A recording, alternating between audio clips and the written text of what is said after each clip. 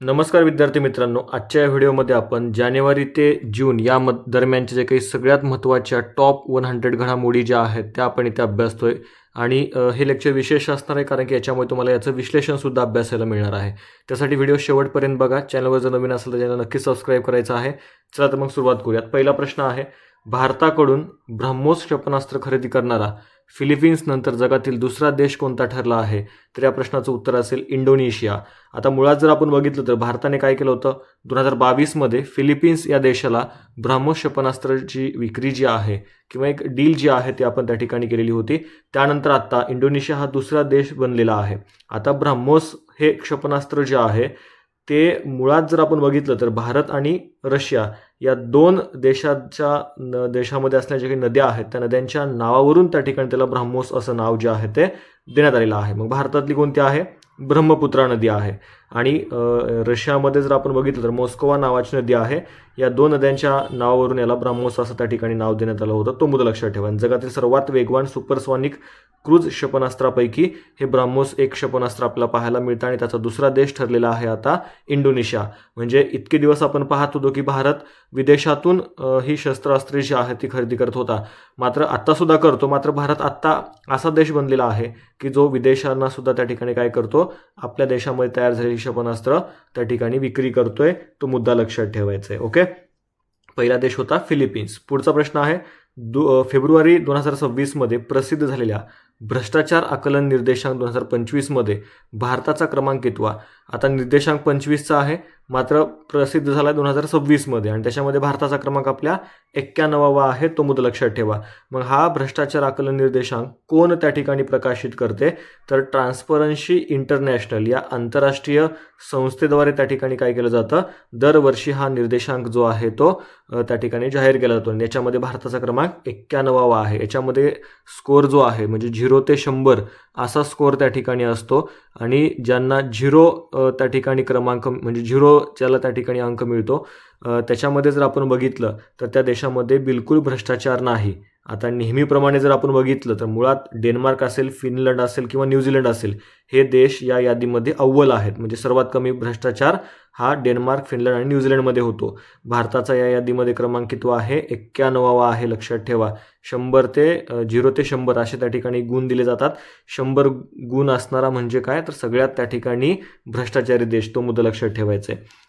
भारताचे सरन्यायाधीश सूर्यकांत यांनी देशातील पहिल्या पूर्णपणे कागदविरहित जिल्हा न्यायालयाचे आभासी उद्घाटन कुठे केले आहे?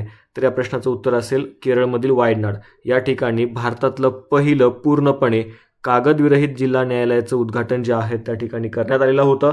अजून एक महत्त्वाचा मुद्दा लक्षात ठेवा, भारतातील पहिलं पूर्णपणे कागदविरहित उच्च न्यायालय म्हणजे हायकोर्ट जरी विचारलं तुम्हाला, ते सुद्धा केरळ राज्याचं हायकोर्ट आहे, जे की पूर्णपणे त्या ठिकाणी काय असणार आहे, कागदविरहित हायकोर्ट असणार आहे. हा जिल्हा वायनाड केरळ आणि उच्च न्यायालय सुद्धा केरळमधलंच आहे.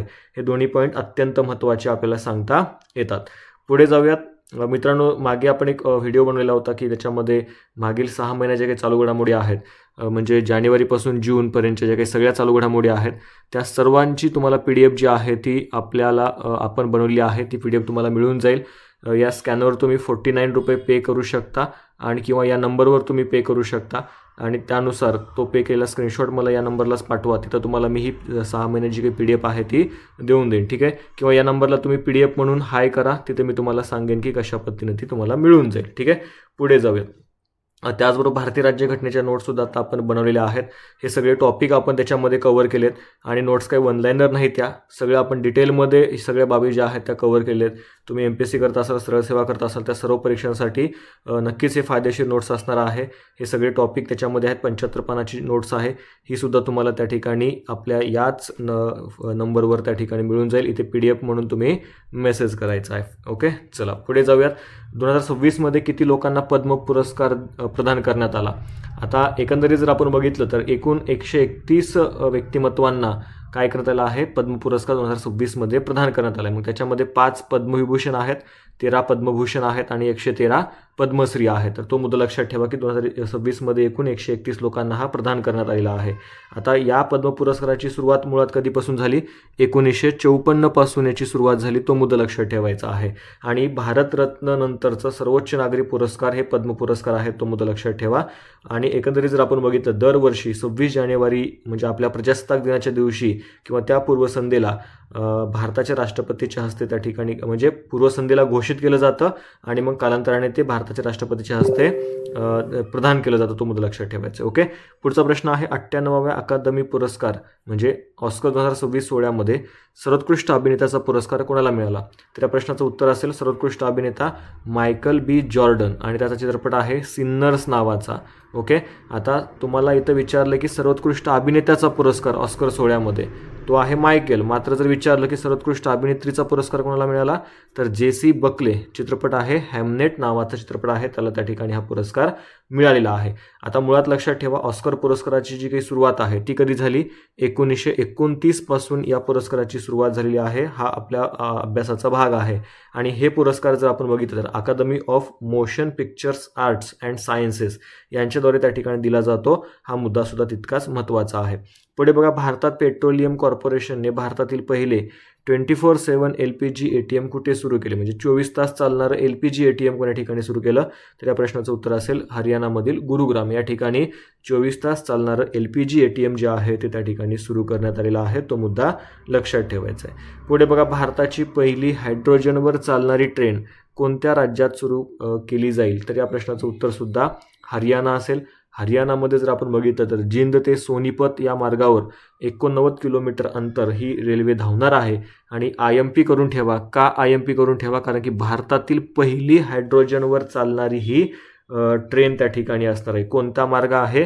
जिंद ते सोनीपत या मार्गावर. ओके. तर हा पॉईंट तिथं महत्त्वाची असणार आहे. आणि जगातील पहिली हायड्रोजनवर चालणारी ट्रेन कोणत्या देशाने सुरू केली होती असं विचारलं तर त्या प्रश्नाचं उत्तर असेल जर्मनी. जर्मनी या देशानं काय केलं होतं? असा पहिला प्रयोग केला होता. त्यानंतर अलीकडे आपल्या भारतामध्ये हरियाणामध्ये सुरू होते. तो मुद्दा लक्षात ठेवायचा आहे. आता मुळात यातून काय होतं तर एकंदरीतच म्हणजे धुराऐवजी केवळ पाण्याची वाफ जी आहे ती बाहेर पडते लक्षात ठेवा. त्यामुळे शून्य कार्बन उत्सर्जन त्या ठिकाणी होतं आणि त्यातूनच पर्यावरणाची हानी जी आहे ती रोखणं हा मागचा उद्देश आहे. ओके. पुढे बघा 4 स्टार्स ऑफ डेस्टिनी या पुस्तकाचे लेखक कोण आहेत? तर जनरल M नरवणे हे तुम्हाला लक्षात ठेवायचे आहेत. मागे हे पुस्तक खूप चर्चेमध्ये होतं त्यासाठी हा पॉईंट IMP करून ठेवा. कारण की जसं हे पुस्तक प्रकाशित होण्याच्या आधीच त्यातल्या ज्या काही बाबी होत्या ते पकडून विरोधी पक्षांनी खूप मोठ्या प्रमाणामध्ये काही बाबींवर टीका केली होती. तो मुद्दा लक्षात ठेवायचा आहे. जनरल मनोज मुकुंद नरवणे हे भारतीय भूदलाचे 28वे काय होते? लष्कर प्रमुख त्या ठिकाणी होते. आणि एकंदरीतच जर आपण बघितलं तर त्यांनी पुढे हे पुस्तक जे आहे ते लिहिलं होतं. ओके. तो मुद्दा लक्षात ठेवा. 18व्या ब्रिक्स शिखर परिषदेचे 2026चे यजमानपद कोणता देश भूषवेल असा प्रश्न आहे. तर या प्रश्नाचं उत्तर असेल भारत लक्षात ठेवा. 2025मध्ये जर आपण बघितलं तर हे ब्राझीलने त्या ठिकाणी काय केलं होतं? यजमानपद भूषवलेलं होतं. मात्र 2026मध्ये आपल्या भारताकडे याचं यजमानपद आलेलं आहे. ठीक आहे. तर ब्रिक्सबाबत हे लक्षात ठेवायचं आहे. आता ब्रिक्सच्या स्थापनेविषयी जर आपण बघितलं तर याची स्थापना कधी झाली? 2009मध्ये लक्षात ठेवा. ठीक आहे. 2009मध्ये. आता एकंदरीत जर आपण बघितलं तर पुढे दक्षिण आफ्रिका हा जो काही देश आहे तो दक्षिण आफ्रिका देश जो आहे तो 2010मध्ये त्या ठिकाणी याच्यासोबत जोडला गेला होता. पूर्वी स्थापनेच्या वेळी याच्यामध्ये फक्त ब्रिक असा शब्दच होता लक्षात ठेवा. BRIC असंच त्या ठिकाणी होतं. म्हणजे ब्राझील, रशिया, इंडिया आणि चायना. मात्र पुढे 2010मध्ये याच्यामध्ये कोण आला तर त्या ठिकाणी आलेला आहे म्हणजे दक्षिण आफ्रिका आलेलं लक्षात ठेवा. आणि त्यानुसार याचं काय झालं? ब्रिक्स असं झालं म्हणजे साऊथ आफ्रिका याच्यामध्ये ॲड झालं 2010मध्ये. तर तो मुद्दा इथे आपल्यासाठी महत्त्वाचा असणार आहे. 2024मध्ये इराण, इजिप्त, इथिओपिया आणि UAE हे नवीन सदस्य हे ब्रिक्समध्ये त्या ठिकाणी अधिकृतरित्या सामील झालेले आहेत. आता 2026मध्ये ही परिषद भारतामध्ये असणार आहे. तो मुद्दा तुमच्यासाठी महत्त्वाचा असेल. ज्येष्ठांसाठी समर्पित अर्थसंकल्प जाहीर करणारे भारतातील पहिले राज्य कोणते बनले आहे? तर या प्रश्नाचं उत्तर असेल केरळ. ओके. आता मुळात केरळमध्ये जर आपण बघितलं तर आयुर्मान जे आहे ते भारतात सर्वाधिक आहे म्हणजे सर्वात जास्त काळ तिथले लोक जगतात. आणि जन्मदरसुद्धा तिथला कमी आहे. आणि मग एकंदरीतच त्यामुळं वृद्धांची जी काही संख्या आहे ती खूप मोठ्या प्रमाणामध्ये केरळमध्ये आपल्याला पाहायला मिळते. ओके. आणि एकंदरीतच त्यांच्या आरोग्याची काळजी म्हणा, सामाजिक सुरक्षा म्हणा, या सगळ्या मुळे या ठिकाणी केरळ राज्याने काय केलं आहे, ज्येष्ठांसाठी समर्पित अर्थसंकल्प जाहीर केला आणि त्यामुळे हे भारतातील पहिलं राज्य ठरलं आहे. जागतिक आनंद अहवाल 2026 नुसार 147 देशांच्या यादीमध्ये आपल्या भारताचा क्रमांक कितवा आहे मित्रांनो? 116वा आहे. ओके. जागतिक आनंद अहवाल याच्यामध्ये भारताचा क्रमांक 116वा आहे. ओके. आता हा अहवाल कोण त्या ठिकाणी म्हणजे प्रकाशित करतं किंवा प्रसिद्ध करतं? तर United nation sustainable development solution network यांच्याद्वारे काय केला जातो? हा अहवाल जो आहे तो प्रकाशित केला जातो. तो मुद्दा लक्षात ठेवा. दरडोई GDP, त्याच्यामध्ये सामाजिक आधार, तुमचं निरोगी आयुर्मान, स्वातंत्र्य, भ्रष्टाचार, या सगळ्या बाबी त्या ठिकाणी लक्षात घेतल्या जातात आणि त्यानुसार हा आनंद म्हणजे हॅपीनेस इंडेक्स जो आहे, वर्ल्ड हॅपीनेस इंडेक्स, तो त्या ठिकाणी प्रसिद्ध केला जातो. ठीक आहे. तर UNSDSN म्हणजेच United nation sustainable development solution network याद्वारे प्रसिद्ध होतो. हा मुद्दा महत्त्वाचा असणार आहे. आणि 20 मार्च हा दिवस आंतरराष्ट्रीय आनंद दिन म्हणून किंवा इंटरनॅशनल डे ऑफ हॅपीनेस म्हणून साजरा केला जातो. तो मुद्दा महत्त्वाचा लक्षात ठेवा. 79व्या बाफ्टा चित्रपट पुरस्कार 2026मध्ये सर्वोत्कृष्ट बाल आणि कौटुंबिक चित्रपट पुरस्कार जिंकणारा पहिला भारतीय किंवा मणिपुरी चित्रपट कोणता? तर या प्रश्नाचं उत्तर असेल बुंग नावाचा हा चित्रपट आहे. मणिपुरी भाषेमध्ये आहे. त्याचे दिग्दर्शक आहेत लक्ष्मीप्रिया, निर्मात्या आहेत फरहान अख्तर आणि रितेश सिधवानी. आणि एकंदरीतच म्हणजे बाफ्टाच्या या श्रेणीत पुरस्कार जिंकणारा बुंग हा पहिलाच भारतीय चित्रपट ठरलेला आहे. त्यासाठी हा महत्त्वाचा आपल्याला सांगता येतो. आता बाफ्टा काय आहे? तर British Academy of Film and Television Arts हा ब्रिटनचा सर्वात मोठा चित्रपट पुरस्कार आहे आणि त्यातल्या त्यात हा मिळालेला आहे कोणाला? तर मणिपुरी भाषेतल्या या बुंग नावाच्या चित्रपटाला. तर हा अत्यंत महत्त्वाचा आपल्यासाठी पॉईंट असणार आहे. पुढे बघा, नीती आयोगाच्या अध्यक्षपदी कोणाची नियुक्ती झाली? तर अशोक कुमार लाहिरी. हे या प्रश्नाचं उत्तर इथे काय असणार आहे? बरोबर असणार आहे. आता नीती आयोग याचं फुल फॉर्म सुद्धा तुम्हाला परीक्षेमध्ये विचारलेलं होतं. तर त्याचं फुल फॉर्म काय असणार आहे नीती आयोगाचं? तर नॅशनल इन्स्टिट्यूशन, ओके लक्षात ठेवा, national institution for transforming India, हे त्याचं काय असणार आहे? फुल फॉर्म असणार आहे. इन्स्टिट्यूशन आहे, लक्षात ठेवा. इन्स्टिट्यूट आहे का? नाही, इन्स्टिट्यूशन फॉर ट्रान्सफॉर्मिंग इंडिया असं त्या ठिकाणी आहे आणि ज्याची स्थापना 1 जानेवारी 2015 रोजी त्या ठिकाणी झालेली आहे. तो मुद्दा लक्षात ठेवा. पूर्वी नियोजन आयोग होता. नियोजन आयोगाची जागा आता नीती आयोगाने त्या ठिकाणी घेतलेली आहे. हा मुद्दा लक्षात ठेवा. आणि या नीती आयोगाचे पदसिद्ध अध्यक्ष कोण असतात असं जर तुम्हाला विचारलं तर ते पंतप्रधान हे स्वतः काय असतात? नीती आयोगाचे अध्यक्ष असतात. तुम्हाला इथं उपाध्यक्षपदी विचारले त्यामुळे उत्तर असेल अशोक कुमार लाहिरी. ठीक आहे. आणि सध्या मग नरेंद्र मोदी हे याचे अध्यक्ष आहेत. तो सुद्धा मुद्दा महत्त्वाचा लक्षात ठेवा. प्राध्यापक MS स्वामीनाथन पुरस्कार 2026 कोणाला प्रदान करण्यात आला? तर doctor C Srinivasarao. Okay. Swaminathan पुरस्कार श्रीनिवासराव यांना त्या ठिकाणी मिळालेला आहे. हा मुद्दा महत्त्वाचा आपल्याला सांगता येतो. आता स्वामीनाथन आपल्याला माहीत आहेत, SS स्वामीनाथन कोण आहेत? तर भारतातील हरित क्रांतीचे जनक त्यांना म्हटलं जातं, लक्षात ठेवा. आणि एकंदरीतच कृषी क्षेत्रातल्या उल्लेखनीय कामगिरीसाठी श्रीनिवासराव यांना हा पुरस्कार देऊन त्यांचा सन्मान त्या ठिकाणी केला गेला आहे. पुढे बघा, भारतातील पहिल्या मान्यताप्राप्त डेंग्यू लसीचं नाव काय? तर क्यू डेंगा असं त्या डेंग्यू लसीचं नाव आहे आणि भारतातली पहिली मान्यताप्राप्त ही डेंग्यूची लस असणार आहे. त्यासाठी हा मुद्दा आपल्यासाठी महत्त्वाचा असणार आहे. पुढे बघा, जनगणना 2027चा पहिला टप्पा कोणत्या तारखेपासून सुरू झाला? तर 1 एप्रिल 2026 पासून जनगणना 2027चा हा पहिला टप्पा इथे सुरू झालेला आहे. ओके. इंदिरा गांधी राष्ट्रीय मुक्त विद्यापीठाच्या म्हणजे इग्नूच्या पहिल्या महिला कुलगुरू कोण? आता महिला कुलगुरू आहेत मात्र कशा पहिल्या आहेत? आणि त्याचं उत्तर असेल उमा कांजीलाल. पुढे बघा, कोणता जिल्हा भारतातील पहिला बालविवाहमुक्त जिल्हा ठरला आहे? तर या प्रश्नाचं उत्तर असेल बालोदा, छत्तीसगडमधला. म्हणजे बालविवाहमुक्त जिल्हा ठरला आहे, म्हणजे बालविवाहाचं प्रमाण तिथे आता थांबलेलं आहे. तर त्यासाठी तो मुद्दा महत्त्वाचा आपल्यासाठी असेल. पुढे बघा, सौर ऊर्जेद्वारे आपल्या विजेची 100% गरज भागवणारा भारतातील पहिला जिल्हा कोणता ठरला आहे? तर तो दीव असणार आहे, लक्षात ठेवा. म्हणजे एकंदरीत जर आपण बघितलं तर तिथे 100% विजेचा पुरवठा सौर ऊर्जेद्वारे त्या ठिकाणी केला जातोय. सॅटेलाइट इंटरनेट कंपनी स्टारलिंकसोबत औपचारिक करार करणारे भारतातील पहिले राज्य कोणते? तर त्याचं उत्तर असेल महाराष्ट्र, लक्षात ठेवायचं आहे. ठीक आहे. आता इलॉन मस्क आपल्याला माहीत आहेत, त्यांची कंपनी आपल्याला माहीत आहे, त्या कंपनीचं नाव आहे SpaceX. आता ह्या कंपनीचा हा प्रकल्प आहे, लक्षात ठेवा. महाराष्ट्रातील अतिदुर्गम किंवा डोंगराळ भाग जे आहेत, जिथं अजून नेटवर्क त्या ठिकाणी पोहोचलेलं नाही किंवा नक्षलग्रस्त एखादा कोणता भाग असेल तर तिथं हायस्पीड इंटरनेट पोहोचवणं याचा त्या ठिकाणी म्हणजे उद्देश आहे आणि त्यानुसार स्टारलिंकसोबत औपचारिक करार जो आहे तो भारताने केलेला आहे. आता या स्टारलिंकने काय केलं मित्रांनो, तर म्हणजे 8-9 हजार उपग्रह जे आहेत, सॅटेलाईट जे आहेत ते त्यांनी अवकाशामध्ये सोडलेले आहेत आणि त्याद्वारे म्हणजे सॅटेलाईटद्वारे हे इंटरनेट पुरवठा जो आहे तो होणार आहे. तुम्ही जर कधी आता पुणे वगैरे या शहराच्या भागामध्ये जर तुम्हाला त्या ठिकाणी ते दिसणार नाही, मात्र जर तुम्ही कधी गावी वगैरे गेलात आणि मोकळ्या आकाशाखाली कधी जर तुम्ही झोपलात तर अशा वेळी रात्रीच्या वेळी तुम्हाला त्या ठिकाणी आकाशातून खूप सारे स्टार जे आहेत ते पळताना त्या ठिकाणी दिसेल. म्हणजे एका ठिकाणी दुसऱ्या ठिकाणी त्यांचं मार्गक्रमण होताना दिसेल. हे दुसरं तिसरं काही नसून ते काय आहेत तर या इलॉन मस्क यांच्या स्टारलिंक कंपनीचे जे काही सॅटेलाईट आहेत ते आहेत, लक्षात ठेवा. ओके, तो मुद्दा लक्षात घ्यायचा आहे. पुढे जाऊयात. पशुपालन आणि कुक्कुटपालनाला कृषी दर्जा देणारं पहिलं राज्य कोणतं ठरलं आहे, तर हे आपलं महाराष्ट्र ठरलेलं आहे. ओके, आता या निर्णयामुळे पशुपालक असतील किंवा पोल्ट्री व्यावसायिक असतील, आता यांना शेतकऱ्याप्रमाणेच काय मिळणार आहेत, सवलती दरामध्ये वीज मिळणार आहे किंवा त्यांना पीक कर्ज मिळणार आहेत किंवा कृषी जे काही योजना असतील त्याचा फायदा त्या ठिकाणी त्यांना होणार आहे.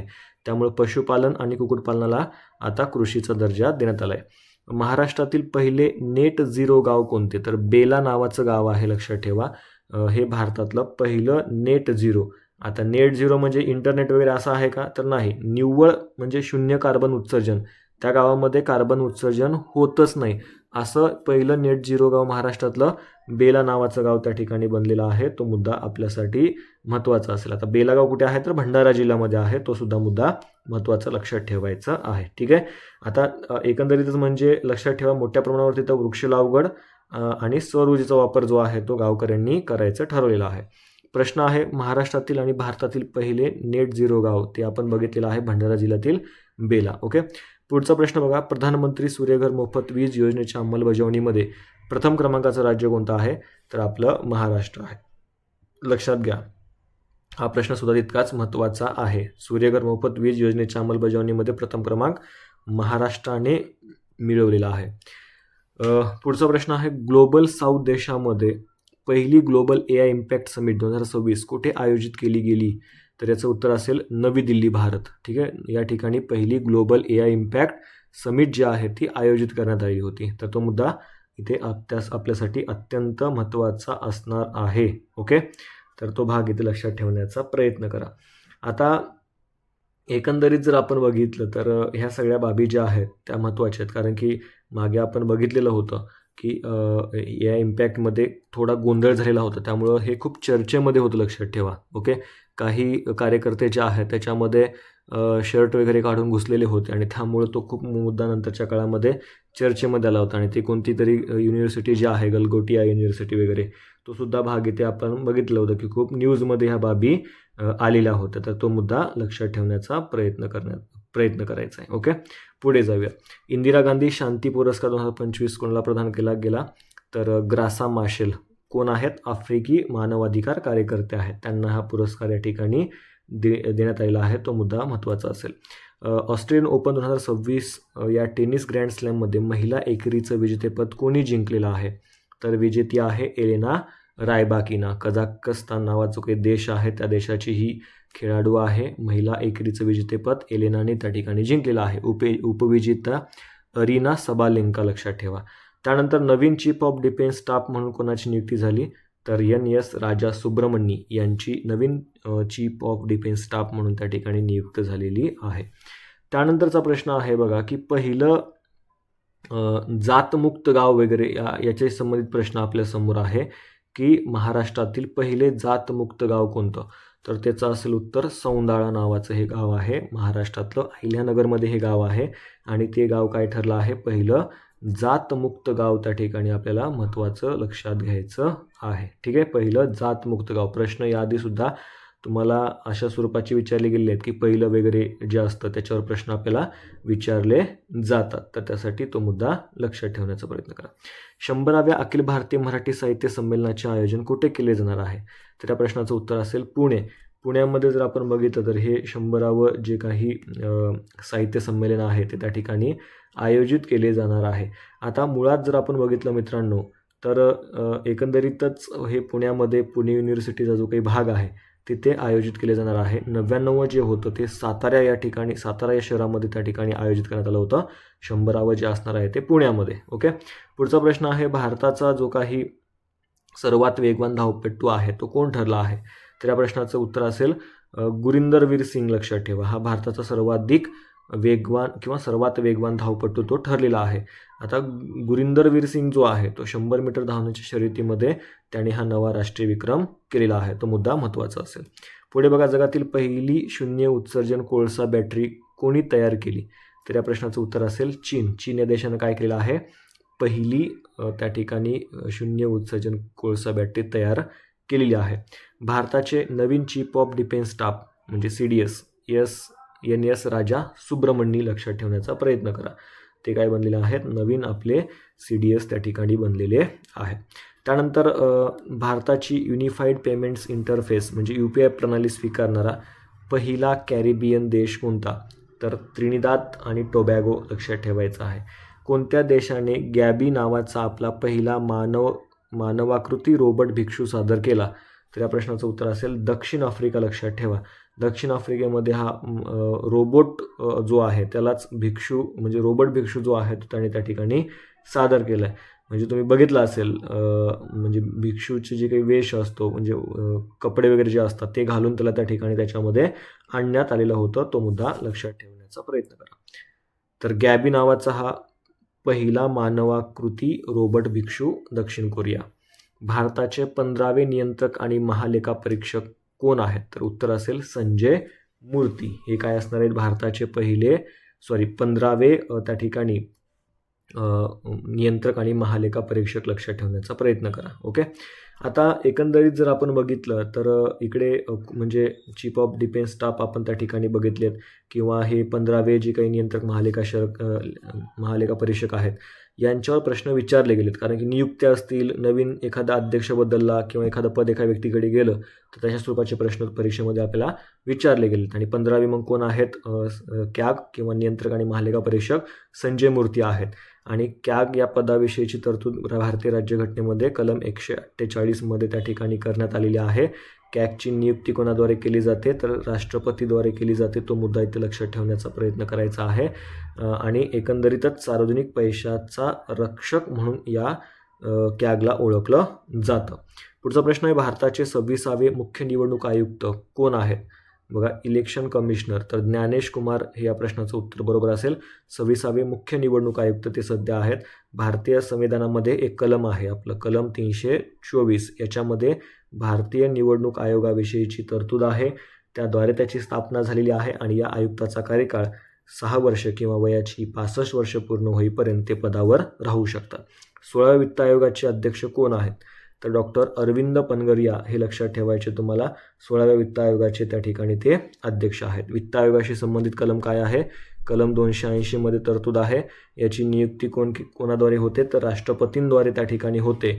तो मुद्दा इथे आपल्याला लक्षात ठेवण्याचा प्रयत्न करायचा. संघ लोकसेवा आयोगाचे म्हणजेच UPSCचे सध्याचे अध्यक्ष कोण आहेत? डॉक्टर अजय कुमार. या प्रश्नाचं उत्तर इथे तुम्हाला महत्त्वाचं लक्षात ठेवा. आणि भारतीय संविधानाच्या बाबतीत विचार केला तर कलम 315 ते कलम 323 मध्ये MPSC असेल किंवा UPSC असेल यांची तरतूद त्या ठिकाणी आहे. भारतीय राज्यघटनेचं कलम 315 महत्त्वाचं आहे. ठीक आहे. वित्त आयोग 280, कॅग 148 आणि संघ लोकसेवा आयोग कलम 315 मध्ये तरतूद आहे. पुढे बघा, भारताचे 53वे सरन्यायाधीश कोण आहेत? म्हणजे CGI. तर न्यायमूर्ती सूर्यकांत हे काय बनलेले आहेत? भारताचे 53वे सरन्यायाधीश त्या ठिकाणी बनलेले आहेत. आता घटनात्मक त्या ठिकाणी तरतूद जर आपण बघितली तर भारतीय राज्यघटनेचं कलम 124 लक्षात ठेवा. याच्यामध्ये जर आपण बघितलं तर भारताच्या सरन्यायाधीशांची नियुक्ती राष्ट्रपतीद्वारे केली जाते. ठीक आहे. भारताचे पहिले सरन्यायाधीश जर तुम्हाला विचारले तर HJ कनिया हे त्या ठिकाणी काय होते? तर पहिले सरन्यायाधीश होते.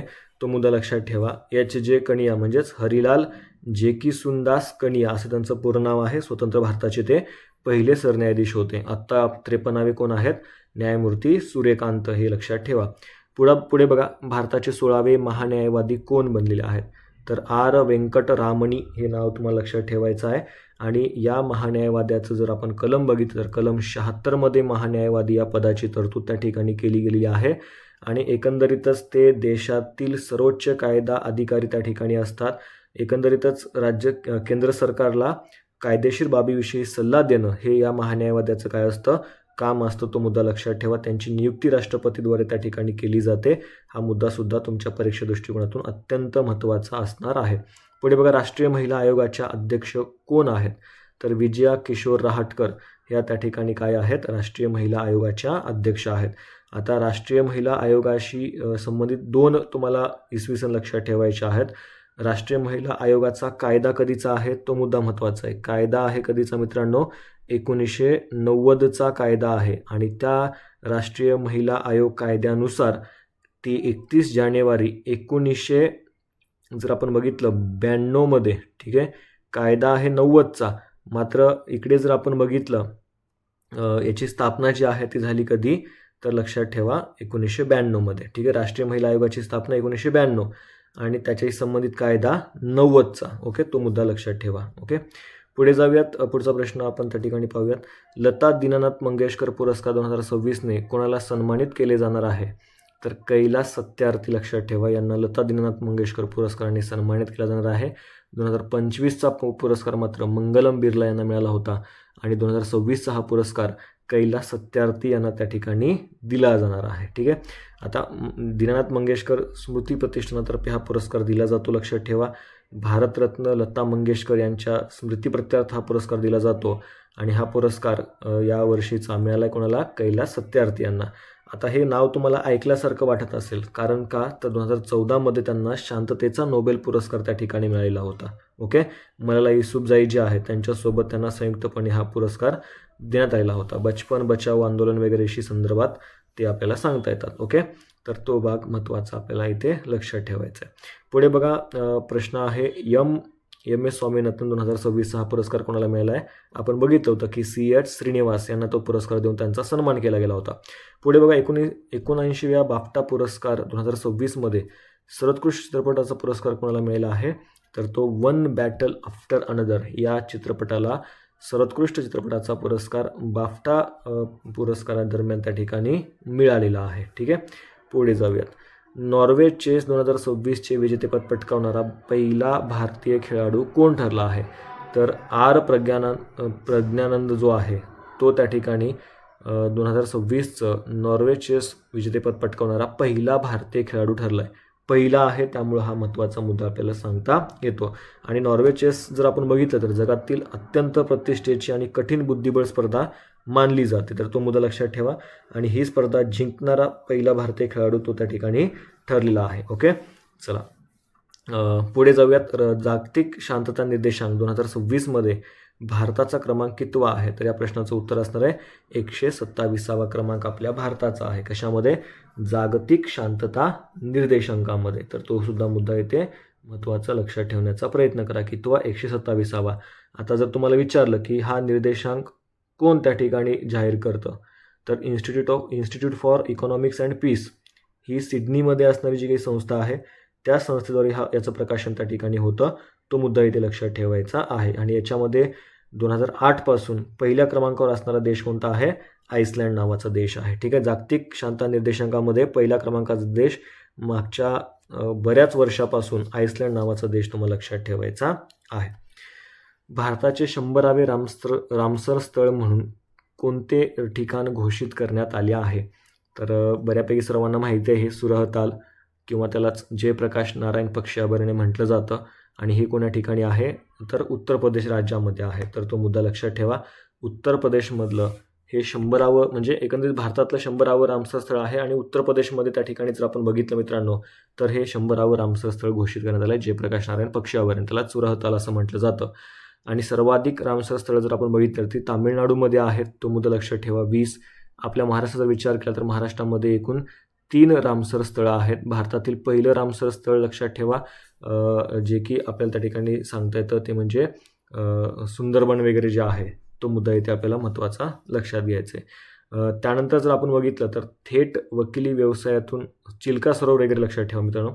थेट वकिली व्यवसायातून सर्वोच्च न्यायालयाच्या न्यायाधीश बनणाऱ्या दुसऱ्या महिला कोण आहेत? तर न्यायमूर्ती व्ही मोहना हे या प्रश्नाचं उत्तर आपल्याला सांगता येतं. थेट वकिली व्यवसायातून सर्वोच्च जर आपण बघितलं न्यायालयामध्ये त्या ठिकाणी काय बनलेल्या आहेत, त्या न्यायाधीश बनलेल्या आहेत.